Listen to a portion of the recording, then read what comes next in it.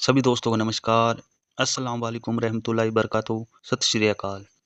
आज हम फिर नई एक वीडियो लेकर आए हैं। आज हम बात करेंगे साधना में, अमल में तन्हाई, एकांत, एकाग्रता और गोपनीयता के बारे में। एकांत और पूर्ण गोपनीयता हर प्रकार के आध्यात्मिक और रूहानी प्रयोगों में केंद्रीय महत्व रखती है। बहुत से साधक रात में साधना करते हैं और सुबह किसी न किसी रूप से उसे लोगों पर प्रकट कर देते हैं।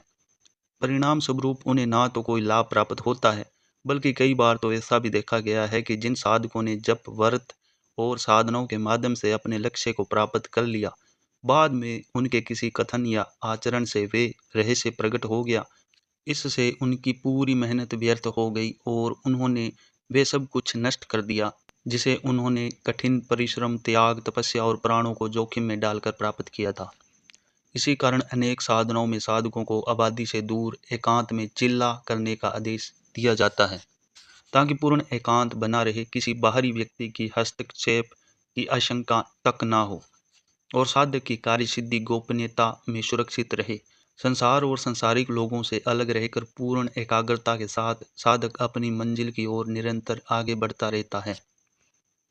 एकाग्रता यकसुई ऐसा विषय है जिस पर एक स्वतंत्र और विशाल अध्याय लिखा जाना चाहिए, किंतु यहाँ हम केवल इतना ही कहना पर्याप्त समझते हैं कि एकाग्रता हर साधना की पहली और अनिवार्य शर्त है।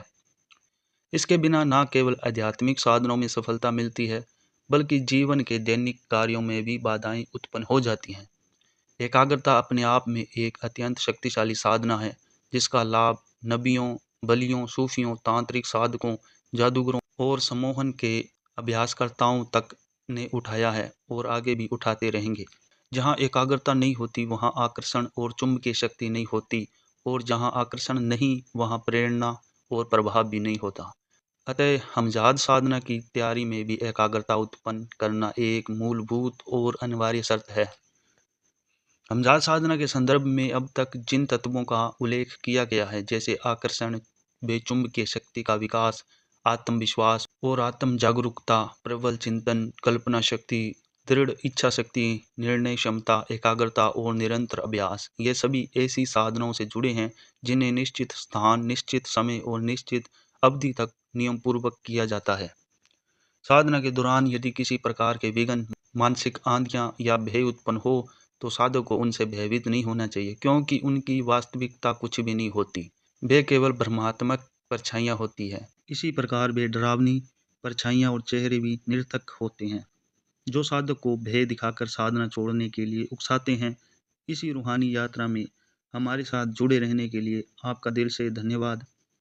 अगर आपको ये ज्ञान उपयोगी लगा हो तो वीडियो को लाइक करें और हमारे चैनल स्पिरिचुअल जर्नी चैनल को सब्सक्राइब करके इस आध्यात्मिक यात्रा में हमारे स्थायी साथी बने। अगली वीडियो में एक और गहरे रहस्य के साथ मुलाकात होगी। तब तक के लिए साधना में स्थिर रहें, मौन में शक्ति पाएं। अल्लाह हाफिज़।